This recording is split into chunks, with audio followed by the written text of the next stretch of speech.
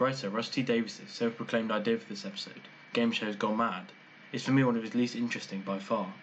Sure, fans of The Weakest Link and Big Brother might well be in ecstasy while watching this modernised crossover, but does Doctor Who really share a large enough pull with both of those sets of fans for those shows to make the exercise worthwhile? More to the point, the crossover does not really fit well in Doctor Who, at least not in the way it's done in Bad Wolf. Possibly the biggest error here is defining the year, sticking within Earth's orbit, and not inventing completely new game shows.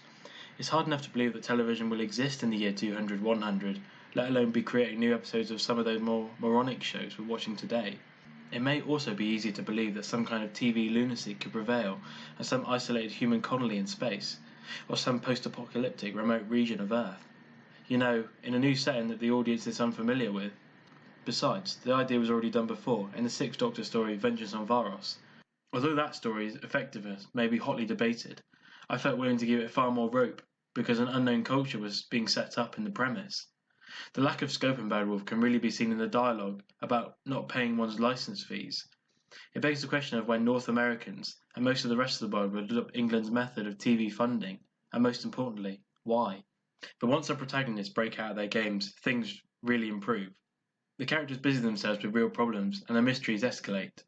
We discover that we are stuck within Earth's orbit yet again, on a satellite we were already bored with earlier in the season. Not really a good place for a sequel, but you could see it was really being set up in the long game. But Davies does a really good job of tying together the television silliness of the beginning with the mythological escalations that follow.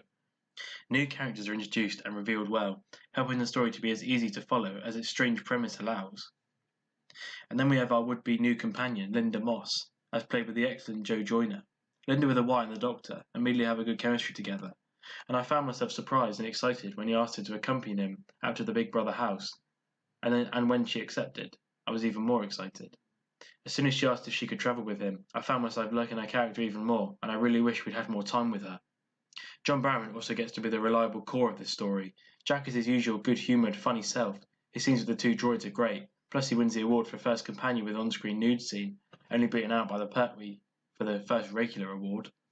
Once he rejoins the Doctor, though, we realise that he's changed too. In the time since he met the Doctor, he has apparently come to embrace bravery and trust him with his life, and so gets to utter the line, "I had faith in you, Doctor," type of lines. Jack is now willing to do anything the Doctor asks, up to and including putting his own life on the line.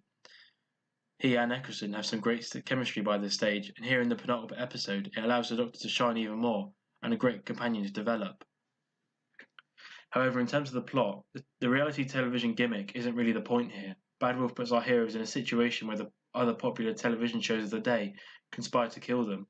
I can't help but imagine that Davies had a few sleepless nights imagining a world where Big Brother slaughtered Doctor Who in the ratings, and Bad Wolf is a way of literalising that.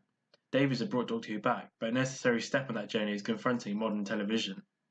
In a way, this is a massive cathartic moment for the series. You can make a convincing argument that part of the reason the Doctor Who died in the 80s was because it couldn't keep up with rapidly evolving television. It was killed by the success of shows like EastEnders, with the BBC scheduling serving to undermine it as well.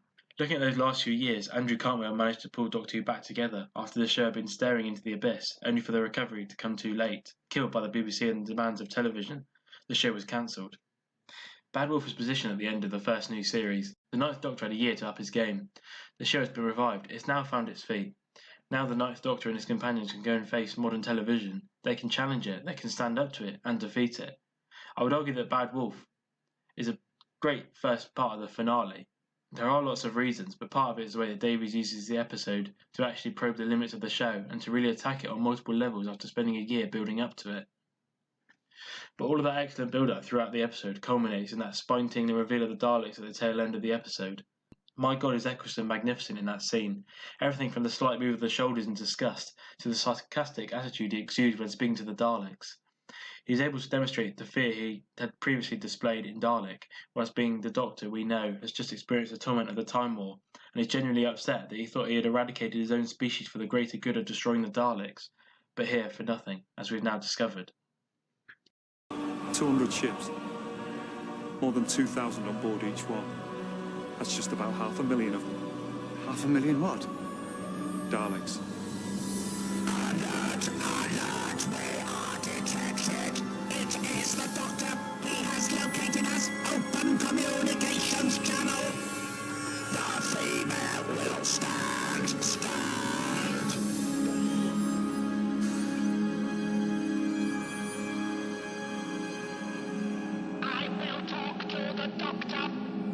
will you? That's nice. Hello. The Dalek stratagem nears completion. The fleet is almost ready. You will not intervene. Oh, really? Why is that then? We have your associate. You will obey or she will be exterminated. No.